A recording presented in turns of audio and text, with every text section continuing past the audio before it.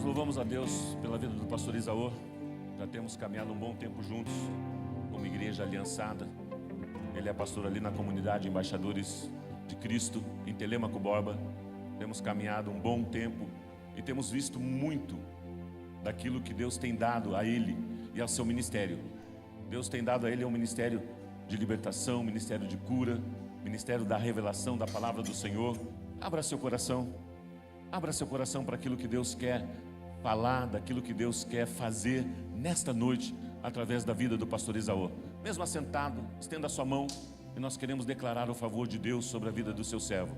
Obrigado, Senhor, pelo privilégio e pela oportunidade que temos de servir ao Senhor. Obrigado, Senhor, por aquilo que o Senhor tem depositado na vida do pastor Isaú durante esses anos de ministério. Quantas experiências, quantas manifestações do teu poder, da tua graça na vida de famílias, de pessoas, lares sendo restaurados, vidas sendo curadas, e a ti toda a honra, toda a glória e todo o louvor. E o Senhor tem reservado, Senhor, para nós nesta noite, Senhor, algo novo, e nós queremos declarar, Senhor, a manifestação da tua presença. Use o teu servo, Senhor, use, Senhor, a vida do teu servo, Senhor, para a nossa edificação, para o nosso consolo, para o nosso encorajamento, Senhor.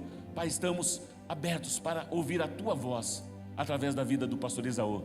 Queremos declarar as bênçãos do Senhor sobre o seu ministério, sobre a sua família, sobre os seus filhos, sobre os seus netos. Deus, em nome de Jesus, em nome de Jesus. Amém, Senhor, amém. Deus os abençoe. Amém. Graça e paz. Vou dispensar os nossos levitas. Quero agradecer a Deus pela essa grande oportunidade e privilégio de estarmos aqui nesta noite para compartilhar um pouquinho da palavra de Deus, alguns testemunhos daquilo que Deus tem feito na minha vida. Eu estou aqui com a minha esposa, a Nilzete. Eu sempre brinco, onde que ela vai, eu vou.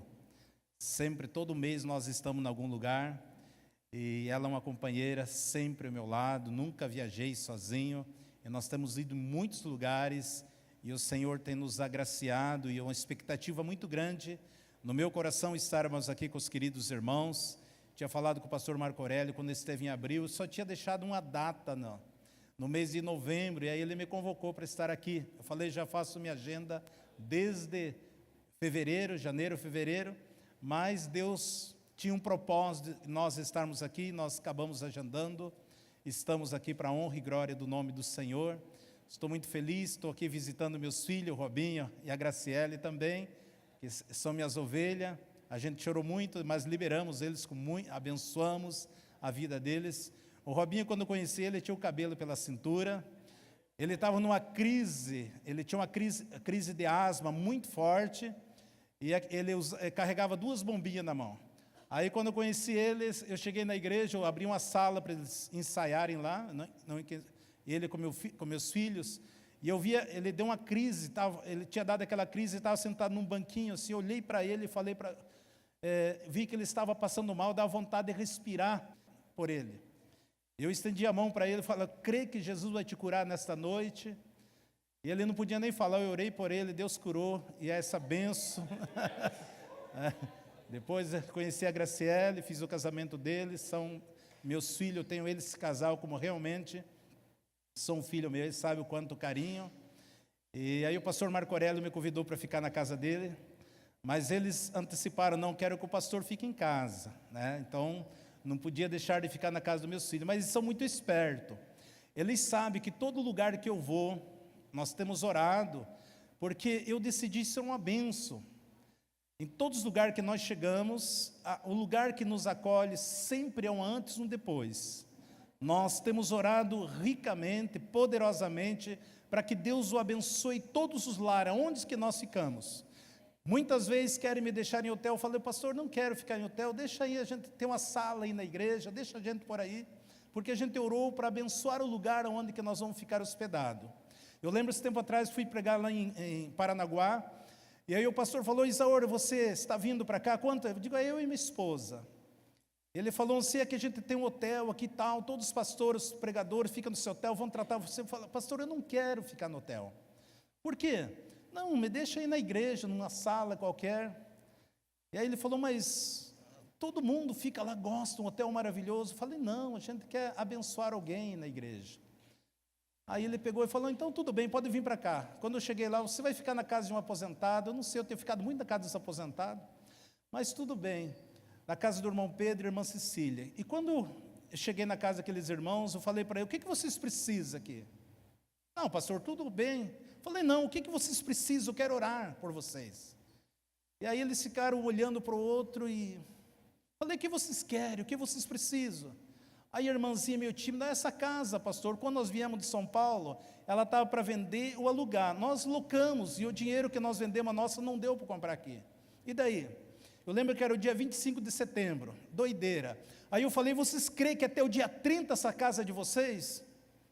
Falei uma vez, duas vezes, eu tenho visto que os crentes parece que não creem. Aí quando eu falei a quinta vez, vocês creem que essa casa é de vocês? Pastor, mas é cara essa casa. Não, eu quero que... Eu me preparei um mês orando para que o lugar que eu ficasse, Deus o abençoasse. Aí a irmãzinha meio tímido, creio. Falei, então tudo bem, a Bíblia diz que há concordância de duas pessoas aqui no céu, orei. Ministrei sábado 25, 26 domingo, dia 27 eu saí. Quando foi quarta-feira, ligou para mim, pastor, você não acredita o que aconteceu? Eu digo, acredito.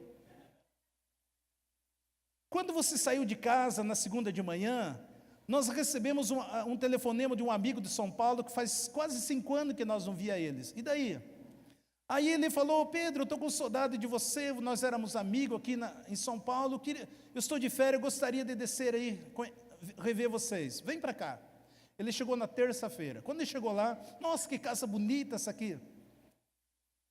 Pois é, mas não é nossa casa. Como não é de você? Vocês tinham casa? Não, mas aqui é mais caro. Ele falou, quanto que falta? Falta uns 30 e poucos mil. Falou, então, nós colocamos dinheiro no banco, então, quero dizer que é a casa de vocês, que eu vou pagar esses 30 e poucos mil para você. Aí ligou na quarta-feira para mim, já estava com o documento na mão. Aí eu estive pregando em Guarapuava, cheguei na casa de um casal por nome Teodomiro e Nilda. A mesma coisa eu perguntei. E assim tem sido. Não perguntei para o Marco Aurélio que eu ia ficar na casa dele, mas o Robinho já puxou, ele sabe a história.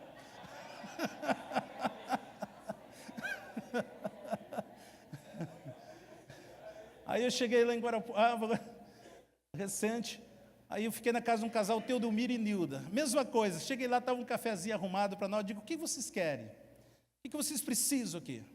Tá. Não, tudo bem, não, o que vocês precisam? Eu quero orar por vocês, quero abençoar. Vocês vão me dar uma cama, um chuveiro, um lanche para mim aqui, tem que corresponder. Aí o irmãozinho falou, meu carro, pastor, o que tem teu carro? Meu carro está vazando muito óleo, está quase travando, eu quero trocar ele, pegar um mais velho, mas pelo menos um motor melhor. Falei, então vamos orar para Deus te dar um carro novo. Vocês creem que Jesus pode dar um carro novo? Pastor, mas já fiz empréstimo. Não, estou falando que Jesus vai te dar. Não, pastor, mas eu estou falando que Jesus vai dar para vocês. Vocês creem? 3, 4 vezes. Os crentes não creem, gente. Aí eu orei com eles, até que a irmãzinha falou, não, eu creio, meu tímido. Eu falei, amém, irmão, vamos orar. Aí mesma coisa, ministrei no sábado, domingo, segunda, fui embora cedo. Quando foi na quarta-feira, ligou para mim. Pastor, você não acredita que aconteceu? Eu digo, acredito. Aí ela falando, olha, meu esposo trabalha faz um bico na imobiliária Sola aqui em Guarapuava. E aí ele foi conversar com o seu Renato, dono da imobiliária, e falou, olha, eu quero ir, veja a cabeça do crente, eu quero ir, essa tarde eu não vou vir trabalhar, porque eu vou passar nos estacionamentos, preciso trocar de carro. O que você pegar? Não, eu quero um carro mais velho que o meu, mas pelo menos um motor melhor, porque se o meu se estourar, daí eu estou ralado, eu não tenho dinheiro para pagar. Por que você não pega um carro novo? Não tenho sonho de pegar um carro novo. Ele puxou a gaveta, assim, disse que tinha R$ 1.500, falou, procura um carro popular, a marca que você quiser, pega 0, dá esse 1.500, mais o teu, nem sei quanto que vai pagar, parcela em 36 que eu vou pagar para você. Deus, e assim tem sido, amados, sabe, Deus tem nos agraciado, eu estou contando aqui, eu quero gerar fé na hora que falar para você crer, quero que você pelo menos concorde comigo, para que Deus possa fazer coisas grandiosas. Eu estou lá atrás com a minha irmã, 2 irmãs que são da igreja, a Roseli e a Marili. Tudo bem, filha? Nós não combinamos nada, não, sabe? Elas estão fazendo um curso aqui, a Roseli é professora de Libras, e aquelas são, estudo com ela. E a Marili, nós conhecemos, acho que faz uns 3 meses, está na igreja. Ela não escutava, desde nascença, 38 anos. E ela tinha uns problemas sérios nas pernas, muita doença, enfermidade, ela não conseguia mais caminhar. E a Roseli era professora dela, ela também, a Marili, uma pedagoga, só que ela era deficiente, não ouvia. E a irmã Roseli orou por ela, e Jesus curou as pernas dela. E aí a Roseli começou a testemunhar, aonde que congregava, falando da minha pessoa. Ela falou que queria me conhecer. Aí a irmã Roseli ligou para mim, e ela foi em casa, e eu conversando com ela, traduzindo, e eu falei para ela: você crê que Jesus pode abrir teus ouvidos? Imediatamente ela falou: creia. A irmã Roseli depois compartilhou comigo, falou: pastor, quando se falou que Jesus ia curar ela, no meu coração travou, porque eu sou professora dela há muitos anos, ela não escuta nada. E aí eu liberei uma palavra, dali uns dias deu um estouro, ela está escutando, só que ela não sabe falar ainda, mas ela está ouvindo já. Ela está ali conosco, nós não combinamos nada, estão fazendo curso, todo mês vem aqui para Maringá.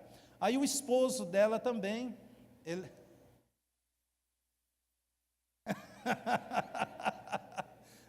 Aí ela é casada, tem um menino de 10 anos, também o esposo dela, estudaram junto, ele também não ouvia. E aí ele queria me conhecer, só ela então estava indo na igreja, ele queria me conhecer, e marcamos horário no gabinete.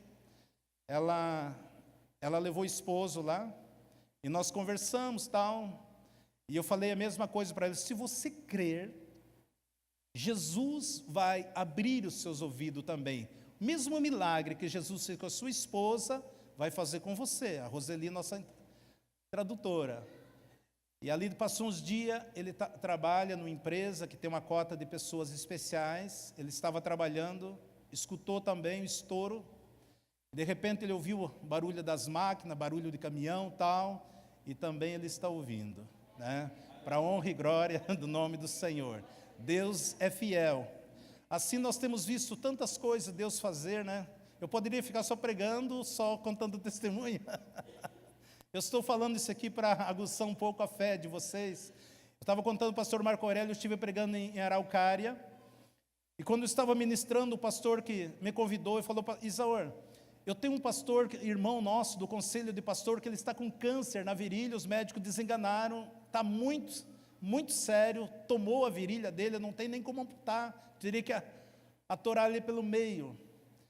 E aí eu estava ministrando, tinha uma fila muito grande, tinha umas 100 e poucas pessoas, eu falei: olha, eu vou demorar mais ou menos 1h30 para orar por todo esse povo. Ele falou: não, já era 11 e pouco. Ele pegou e chamou a liderança, e eu saí pelos fundos e fui orar por esse irmão. Eu orei com ele, dentro de 15 dias estava curado. Aí os irmãos de conselho de pastor, 5 casais foram em Telêmaco Borba, queriam me conhecer e me convidar para pregar nas igrejas deles. Não tive agenda até hoje para ir lá ainda, mas tinha um pastor lá que, quando ele tinha 9 anos de idade, ele perdeu uma vista.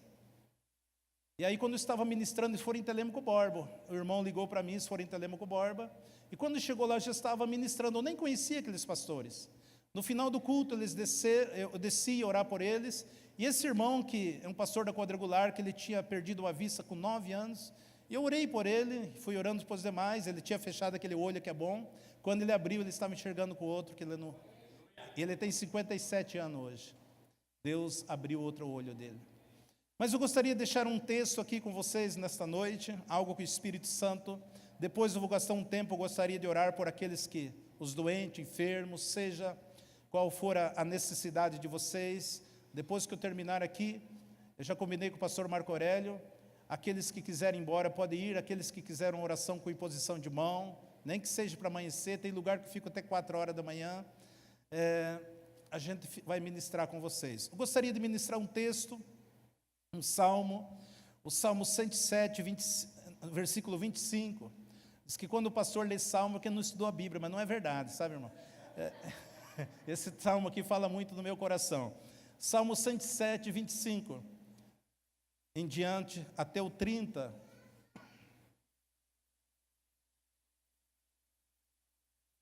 Salmo 107, do versículo 25 ao 30.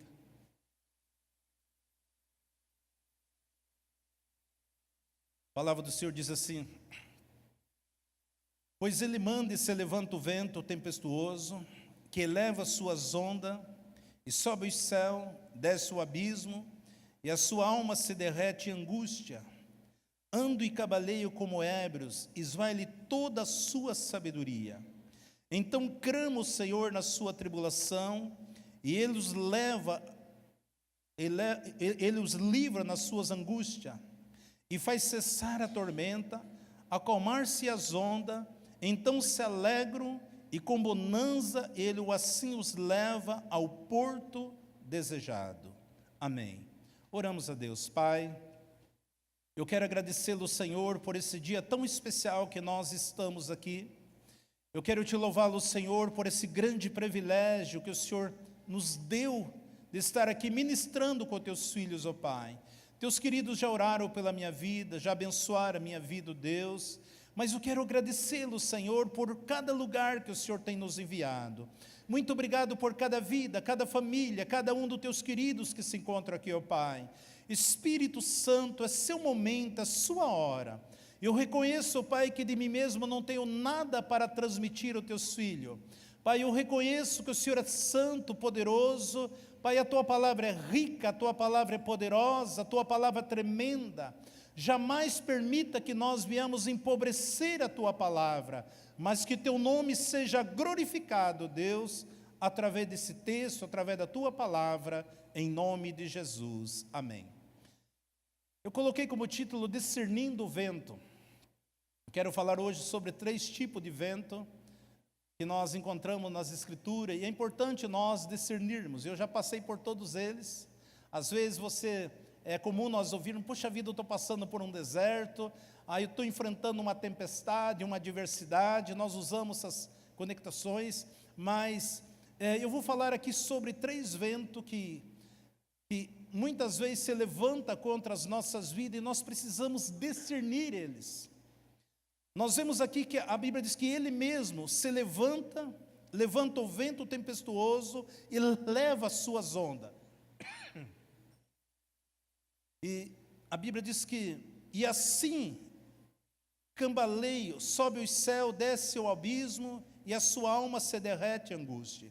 Ando, cambaleio como ébrios, esvai-lhe toda a sua sabedoria. Então clama o Senhor na sua tribulação, e ele os livra das suas angústias, faz cessar a tormenta, acalma as ondas. Então se alegram com a bonança, e assim o leva ao porto desejado. Existem alguns vendavais que nós poderemos enfrentar nas nossas vidas, e esses vendavais, muitas vezes nós achamos que vêm do adversário. Mas o texto que nós lemos aqui fala que é o Senhor que leva o vento, é Ele que levanta a tempestade. E quando Ele faz isso, nós cambaleamos como ébrio, como uma pessoa embriagada, de um lado para outro, sem direção. E naquele momento, nós clamamos a Deus, suplicamos o Senhor, rogamos a Ele. A Bíblia diz que esvai-lhe toda a nossa sabedoria, todo o nosso conhecimento, cai por terra. E aí sim nós se humilhamos, prostramos, clamamos a Deus. Ele cessa a tormenta, cessa o vento.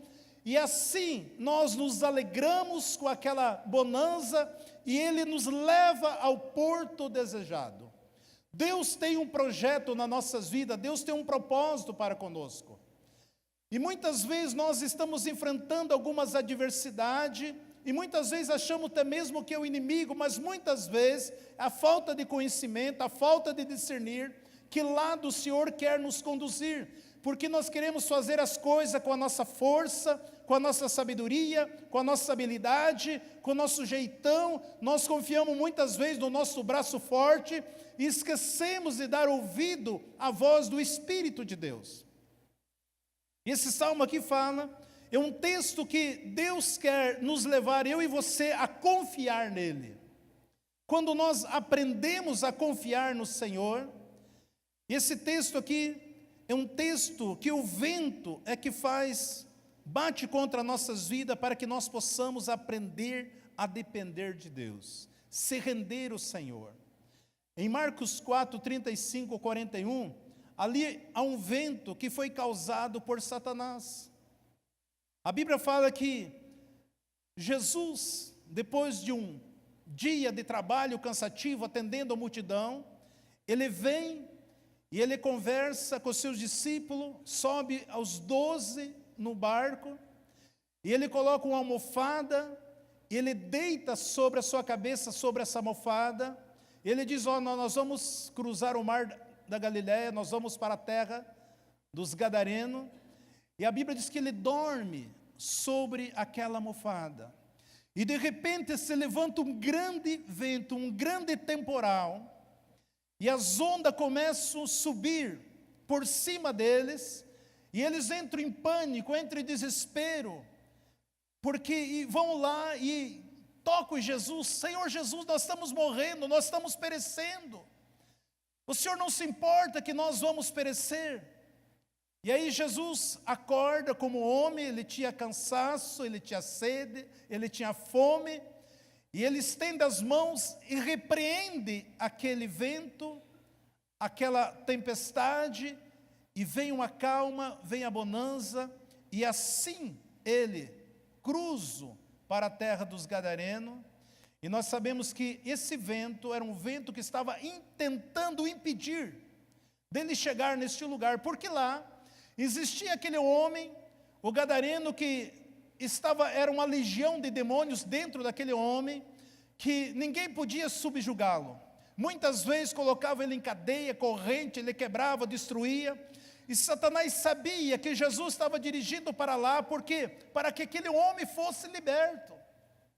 E nós vemos que aquele homem, que depois que Jesus o liberta, que acontece tudo aquele processo, e que o próprio demônio se prostra ali, diante de Jesus, reconhecendo que é tu, Jesus, para vir aqui nos perturbar, e que Jesus dá ordem para que os demônios saíssem daquele homem, e entrasse naqueles porcos, e aquele homem se autoflagelava dia e noite pelos cemitérios, sepulcro, e a Bíblia diz que ninguém podia subjugá-lo. Esse é um vento que foi o inimigo que se levantou. E nós vemos que quando Jesus voltando novamente, este homem quer subir na embarcação. E Jesus fala, olha, você vai e contra os seus tudo o que o Senhor fez pela sua vida. Quando nós lemos a história, a segunda vez que Jesus volta, a primeira vez mandaram que Jesus saísse de lá. Mas a segunda vez que Jesus volta, havia uma grande multidões de doente, enfermo, e Jesus tocou e curou todos eles. Aquele homem se tornou, eu vejo, o primeiro evangelista do ministério de Jesus. Existe alguns ventos que é o inimigo que se levanta. Ele se levanta para que você não prossiga, para você não continuar. Então esse é um vendaval, é uma tempestade que se levanta tentando nos parar. Mas nós precisamos discernir. Existe um outro vento, que está em Mateus 14, do versículo 22 ao 32, que eu chamo do vento da perseverança. A Bíblia fala que já era tarde, e que Jesus dá uma ordem para os seus discípulos embarcar naquela embarcação. E algumas versões diz que Jesus ordena, que outra diz que Jesus convocou eles, outra versão diz que Jesus obrigou eles a entrar. E no versículo 23 de Mateus 14, 23, a Bíblia diz que Jesus subiu ao monte para orar. E ele estava orando e a embarcação estava indo, cruzando o mar da Galileia. De repente veio um vendaval, uma tempestade, as ondas também eram muito fortes, o vento era contrário. E a palavra do Senhor diz no versículo 25, que pela quarta vigília da noite, ou seja, entre as 3 da manhã até as 6, eles viram alguém andando por cima das águas, e eles imaginaram que era um fantasma, e começaram a gritar, porque eles ainda estavam no meio do mar. Eles estavam cansados, navegando, remando ali, o vento era contrário, as ondas eram muito fortes, eles não saíam do lugar, e de repente vem um vendaval, e eles verem Jesus, mas eles não achavam que era um fantasma. É interessante que já ganhei algumas pessoas para Jesus, ganhei algumas pessoas bem envolvidas na bruxaria para o Senhor. Esse tempo ganhei uma macumbeira, uma mãe de santo, muito violenta, que o diabo usava ela no reino das trevas. E ela estava contando para mim que muitas vezes eles faziam todos aqueles rituais, aqueles trabalhos, iam para as encruzilhadas, faziam o sacrifício, iam no cemitério, faziam tantas coisas, porque eles criam que algo sobrenatural ia acontecer. Eles faziam todos esses rituais. E muitas vezes nós que somos filhos de Deus, que temos a palavra de Deus, o Espírito de Deus dentro de nós, muitas vezes nós não cremos, é muito mais fácil dizer um fantasma, do que assumir o poder de Deus e praticar a palavra de Deus, e exercer a autoridade que o Senhor nos deu como rei e sacerdote. Eles também acharam que era um fantasma, ficaram apavorados. E quando Jesus falou, não temas, sou eu. E aí Pedro, Senhor, se é o Senhor, então, deixa que eu vou andar contigo sobre as águas também. E Jesus fala, Pedro, vem. E a Bíblia diz que o vento era forte. E Pedro começa a olhar para o lado. Enquanto ele estava olhando para Jesus, você conhece a história, ele estava caminhando. Mas de repente ele começa a olhar para os lados, e o vento era forte, era contrário. A Bíblia diz que Pedro começou a naufragar. E aí ele pede socorro para Jesus. E Jesus toma pelo braço. E Jesus não censura ele por ele descer da embarcação e começar a andar pelas águas. Mas Jesus censura eles por causa da incredulidade deles. E a Bíblia diz que então Jesus entra na embarcação, imediatamente cessou o vento, e eles atravessaram. Ou seja, a noite toda, já chegando pela manhã, eles estavam navegando, remando, e não saía do lugar.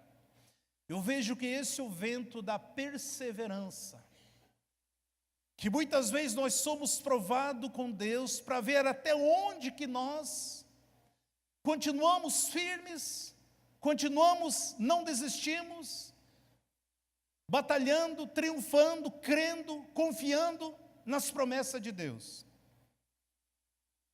Amados, quando você acha que sempre, desde o início, Deus começou a me usar assim, curas e milagre, de ver tantas situações como eu já vi, paralítico andar, cego ver, surdo ouvir, pessoas de cadeira de roda levantar. Não, é um processo.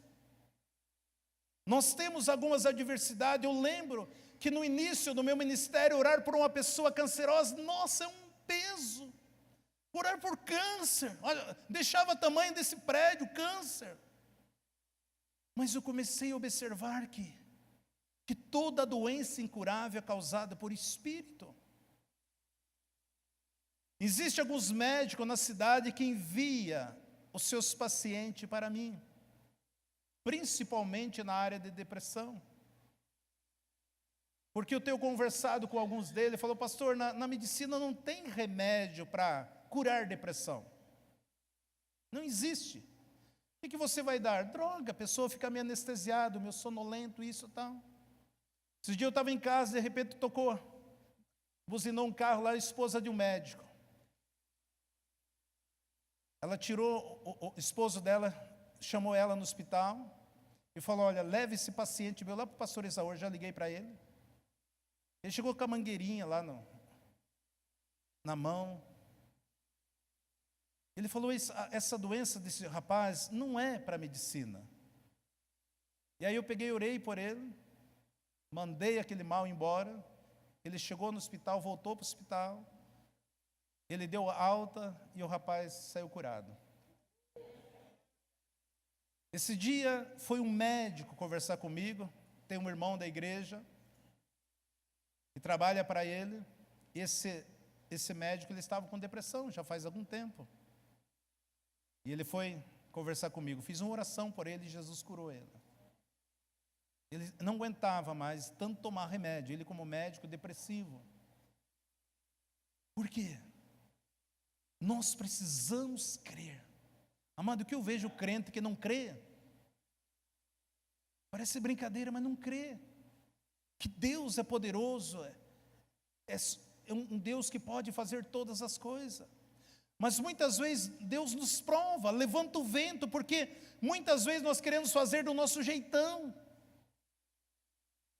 Muitas vezes nós queremos ensinar Deus como, nós damos uma receita para Deus. Não, nós precisamos entender, nós precisamos submeter, nós precisamos deixar o Espírito de Deus, nós precisamos deixar Deus ser Deus das nossas vidas.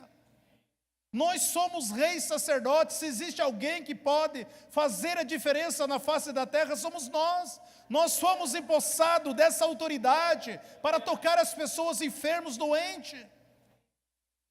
Quantas pessoas eu tenho recebido de várias cidades, que têm chegado até nós, temos orado por elas, e o Senhor tem feito coisas grandiosas. É claro que o Senhor me deu esse ministério. Mas eu aprendi que quanto mais você cresce, quanto mais você vai tendo experiência, Deus vai te levando em nível maior, em situações mais delicadas, em experiência, nós nunca sabemos tudo, porque cada caso é um caso, e aí nós precisamos discernir situações, e nós vemos que essa passagem aqui de Mateus 14, do 22 e 32, era um vento da perseverança. Jesus dá uma ordem e vai orar, e eles começam a remar, e de repente o vento era forte, contrário, já era madrugada e estavam no meio do caminho. Aí vem Jesus, porque Ele intercede por nós junto ao Pai, Ele está vendo todas as coisas, Ele contempla todas as coisas, e nós precisamos discernir. Por isso que o texto que nós lemos aqui, Ele levanta a tempestade, Ele faz com que nós andamos como embriagados, como ébrios, quando toda a nossa sabedoria, toda a nossa força, o nosso conhecimento se esvaile. E aí nós se prostramos, aí nós nos rendemos a Deus, aí nós se humilhamos na presença do Senhor, Ele cessa o vento, cessa a onda, vem a bonança, nós alegramos o nosso coração, e a Bíblia diz, e então, assim Ele nos leva ao porto desejado. Quantos de nós muitas vezes estamos enfrentando essa adversidade? Agora eu vou falar o terceiro vento aqui, que esse aqui, meu querido, não adianta você orar, esse aqui não adianta você jejuar, esse aqui não adianta chamar o pastor Marco Aurélio para orar, não adianta chamar a liderança, não adianta fazer corrente de oração, não adianta você buscar o pastor Pio lá, que não vai resolver teu problema. Esse vento que eu vou falar aqui, não adianta você ir no monte lá, não adianta ir lá com aquela irmãzinha, que Deus revela tudo para ela, mostrar para mim o que tem que fazer. Esse vento aqui, não adianta. É o vento da desobediência. A Bíblia fala lá no livro de Jonas, quando Deus fala com Jonas, eu quero que você vá para Nínive, e você vai levar uma mensagem para o meu povo lá, para aquele povo lá que nem sabe discernir o que é a mão direita ou esquerda. A Bíblia diz que Jonas, ele desce para Jope, e ele compra a passagem para Tarse. Quando nós desobedecemos a Deus, nós já começamos a gastar na hora, já começamos a comprar, pagar. Tem muitos que estão gastando, tendo perca, isso, aquilo. Não tem mais dinheiro, por quê? Porque estão em desobediência com Deus. Não estou obedecendo, e quando eu não obedeço, eu tenho que tirar do bolso. Mas quando eu obedeço a Deus, Ele patrocina. Ele é o maior interessado em fazer com que o projeto dEle, o propósito dEle cumpra nas nossas vidas. Mas quando eu desobedeço a Deus, então eu já começo a gastar de cara. Talvez você conheça algum assim. E aí você ora, e você clama, e você suplica.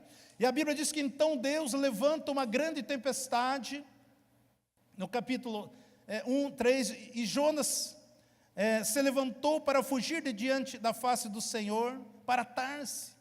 E descendo a Jope, achou um navio que ia para Tarse, pagou, pois, a sua passagem, e desceu para dentro dele, para ir para Tarse, de diante da face do Senhor. Mas o Senhor mandou o mar um grande vento, e fez o mar uma grande tempestade, e o navio estava para quebrar. Eu aprendo aqui, amados, que quando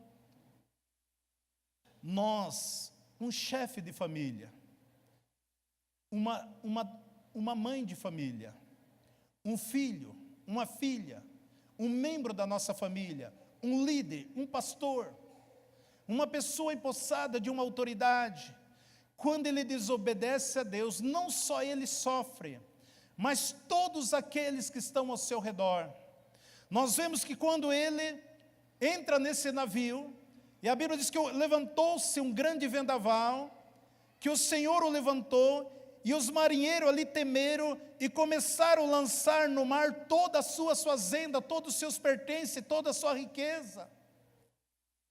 Quando alguém desobedece o Senhor, não só ele perde, mas todas as pessoas que estão ao seu redor. Por causa de uma pessoa, muitos foram atingidos também. E cada um começou a clamar, e ali o comandante diz: cada um de vocês clame os seus deuses. Amado, o que eu tenho visto de cristão buscando nas trevas, no momento de crise. Esses dias eu estava atendendo, chegou duas irmãs, que 90% que eu atendo no gabinete pastoral não são membros da igreja, 90%. Aqueles que andam conosco não dá problema. Todos que chegam na igreja, o Robinho sabe, a Graciela, eu digo: olha, você não tem igreja? Não, ande 3 meses comigo. Marque como você chegou hoje e daqui 90 dias. Não faz nada, só senta, ouve. Se você sentir o desejo de vir para frente, receber uma oração com imposição de mão, venha. Mas abra teu coração, em 90 dias Deus vai fazer um milagre. Chegou duas irmãs lá, bem típicas, pentecostais, todo duas vestes de santidade. E ela sentou e o Espírito Santo falou comigo. E eu só falei para ela: irmã, aonde que você está indo?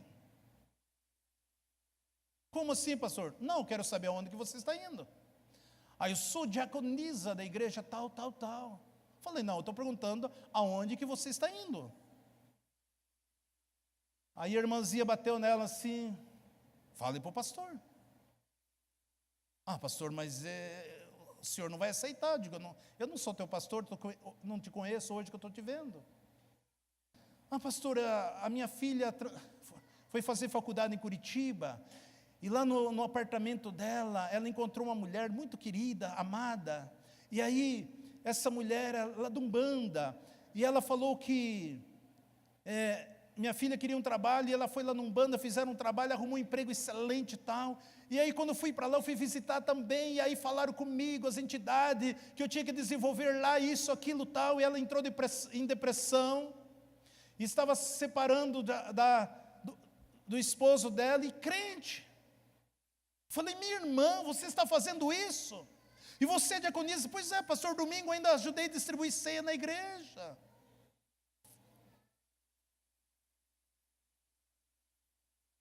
Você contou para os seus pastores? Não, imagina que eu vou contar.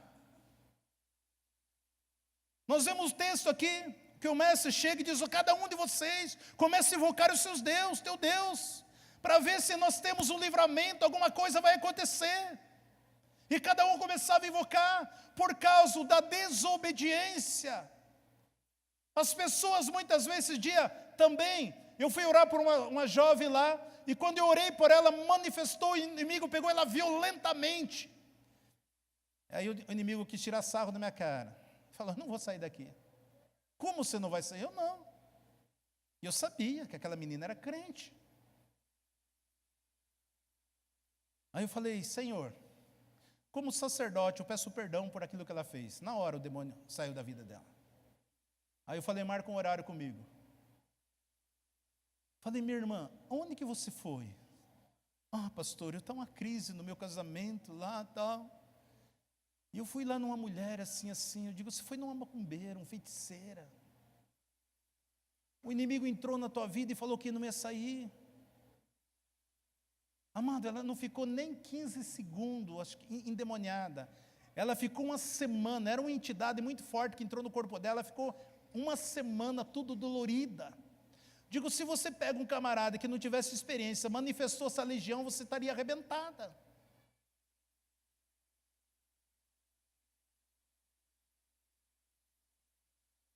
Esse vento aqui, que se levantou contra a vida de Jonas, é um vento da desobediência. Aí você ora, aí você jejuma, aí o pastor não presta, a igreja não presta, vou para outro lugar, pulo para lá, nada vai acontecer. E nós vemos que vai parar quando Deus usa de misericórdia, ainda vai parar no vento do peixe. E ali ele começou a orar, começou a clamar, começou a suplicar, e Deus calado. Porque tem oração que você pode ver o capítulo 2, ele ora, ele clama, ele fala tudo o que está acontecendo, Deus tranquilo, calado, não fala nada. Mas 2:9, quando ele diz assim, mas eu te oferecerei sacrifício a voz de agradecimento, o que eu votei eu pagarei, do Senhor vem a salvação. Aí o Senhor fala com o peixe, e o peixe vai lá em Nínive, e vomita Jonas. A Bíblia, minha versão fala na terra. Quando ele diz assim, olha, eu vou fazer sacrifício de louvor ao Senhor. O que é um sacrifício de louvor? A coisa está difícil, as adversidades, as oposições, dias trabalhoso, cansativo, mas chegou a hora do culto, chegou a hora da minha responsabilidade na casa de Deus, mesmo cansado, mesmo com dia difícil, eu vou e levanto a minha mão, eu louvo a Deus, eu glorifico o Senhor, eu exalto, eu ofereço ao Senhor o meu louvor, a minha adoração. Esse é o sacrifício que manifesta, traz a presença de Deus para com as nossas vidas. O que nós temos visto de pessoas cansadas? Você olha para o exército de Deus, infelizmente você vê muito soldado cansado, estropiado.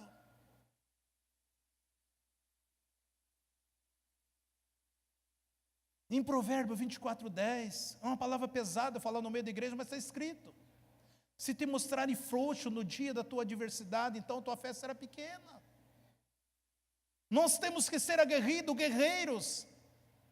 E quando ele clama ali, Senhor, tudo que eu votei eu vou pagar. Eu sempre tenho compartilhado com a igreja, tantos homens e mulheres de Deus, principalmente os empresários falidos que chegam até mim, pastor, ore por mim, que isso, aquilo, tal, tal. Aí você pega e libera uma palavra de libertação, de prosperidade, de restauração. Pastor, a igreja tem carro? Eu digo, não. Amado, sem exagero, no mínimo 5, 6 carros era para estar lá no pátio da igreja. Se Deus fizer isso, pastor, que eu preciso, eu vou dar um carro para a igreja. Se Deus fizer isso, nunca recebi. Esse dia chegou um empresário mais falido, pense num camarada falido. Ele chegou lá, ele, a esposa dele, doente, isso e tal. Falei, querido, anda comigo aqui, 3 meses. Está, abandonou o barco mesmo? Está sem igreja mesmo? E orei, falou, pastor, eu preciso pagar 900 mil, estou vendendo a minha casa, queimando por 450, minha casa vale mais de 1 milhão. Falei, você não vai vender tua casa, você vai pagar essa dívida. Deus já falou comigo, não sei, mas eu estou dizendo que Deus falou.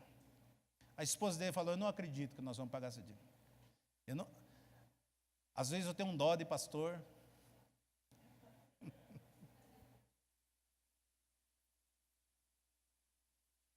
E orei com o camarada, liberei uma palavra. Sabe quando você está enterrado no banco, você vai lá, tem que fazer mais algumas coisas lá para liberar mais um dinheiro para você? Ele tinha feito lá não sei o que ele... O camarada foi sorteado em 2 milhões de reais. Sumiu da igreja. Ele veio contar, a minha esposa falou que ela não aceita do dízimo, é muito dinheiro, 200 mil reais. Está me doendo o coração, pastor, mas eu não vou contra minha esposa. Falei, isso é questão tua. Só sei que Deus honrou aquilo que eu falei para você. Só sei que Deus foi fiel. Aquilo que nós oramos e aquilo que nós liberamos. Porque Deus é fiel à sua palavra.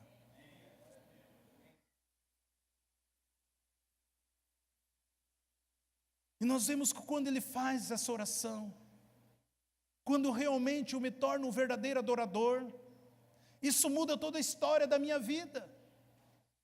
Porque a Bíblia diz que Deus procura os verdadeiros adoradores, que adora Ele em espírito e verdade.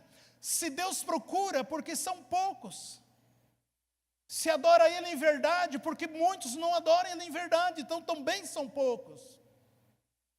E quando nós aprendemos a adorar a Deus de verdade, quando nós aprendemos a servir o Senhor de todo o nosso coração e nós nos dispor, Deus vai manifestar do seu poder, trazer a tua presença e fará coisas grandiosas.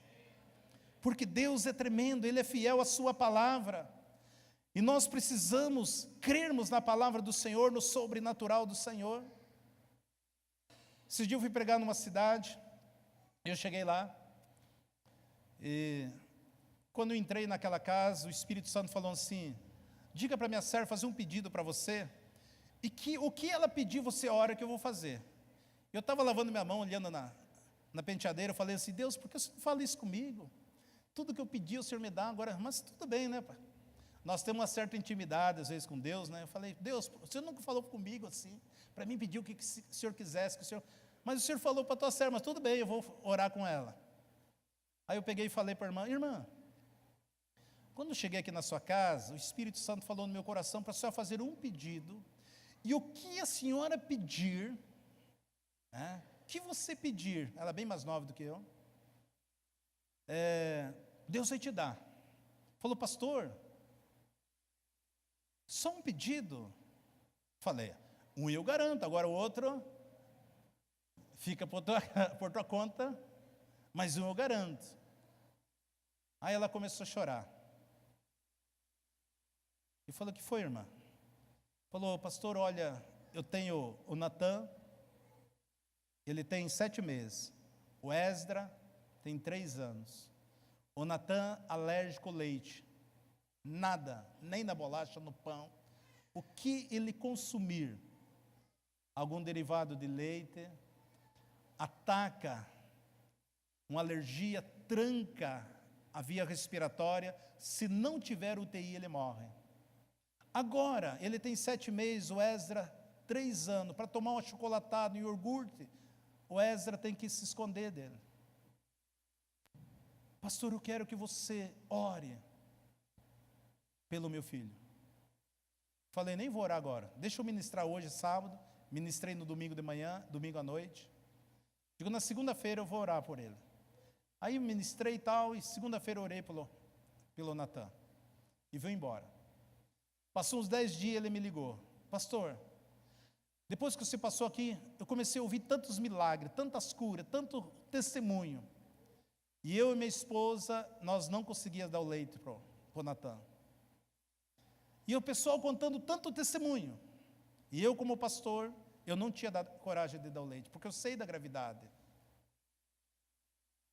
E nós ouvindo os testemunhos, eu falei para minha esposa, olha, não tem outra alternativa. Vamos dar o leite. Ele foi na fazenda, pegou 2 litros de leite cru, sem ferver, passou no mercado, pegou uma caixinha, pegou um pacote, misturou, colocou a chocolate Nescau ali, bateu e deu para o Natan e viraram as costas. Não dava 15 minutos, o menino começava a passar mal. Deu meia hora, deu 1 hora, deu 2 horas, ele ligou para mim. Isaur, você não imagina o que aconteceu? Eu digo, o que foi, rapaz? Nós acabamos de dar o leite. Eu digo, agora, já faz mais de 10 dias que eu estive aí, cara. Pastor, nós não tinha coragem. O Natan está curado, está livre.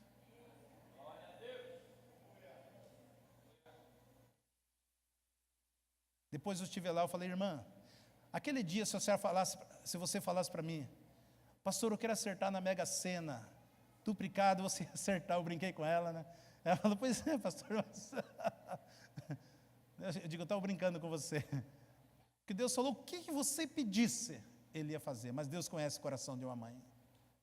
O que você quer que Deus te faça nessa noite? O que você precisa que Deus faça na tua vida nesta noite? O que você precisa? Eu estou liberando essa palavra sobre a sua vida. Credes em Deus e estará seguro. Crê nos seus profetas e prosperará. Eu estou liberando essa palavra. O que você precisa hoje? Para Deus fazer um milagre na sua vida. Eu poderia ficar contando a noite toda sobre muitos milagres que tenho visto. Alguns me tocam, algumas com criança, com adultos.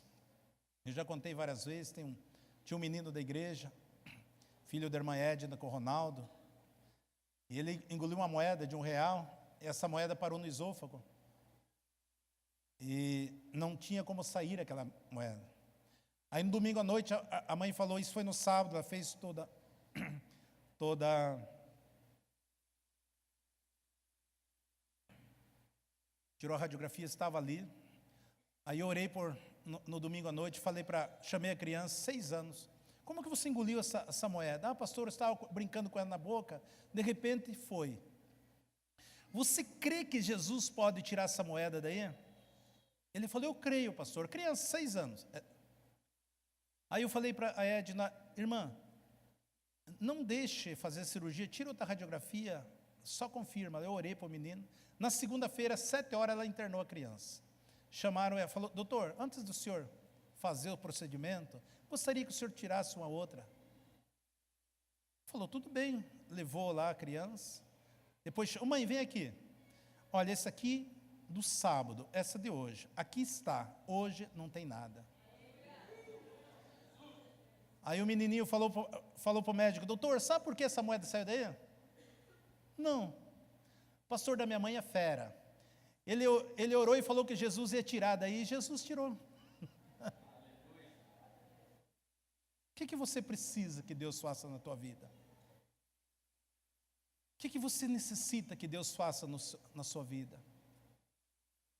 Eu estive orando, ministrando numa cidade, e orei por uma mulher que eu nunca tinha visto a situação daquela, 18 anos, ela dormia de ponta de cabeça, tiraram a cabeceira da cama, e levantaram os pés, e ela tinha uma doença, toda atrofiada os pés. 18 anos Satanás escravizava ela. Ela teve 5 filhos naquela posição, toda noite para dormir.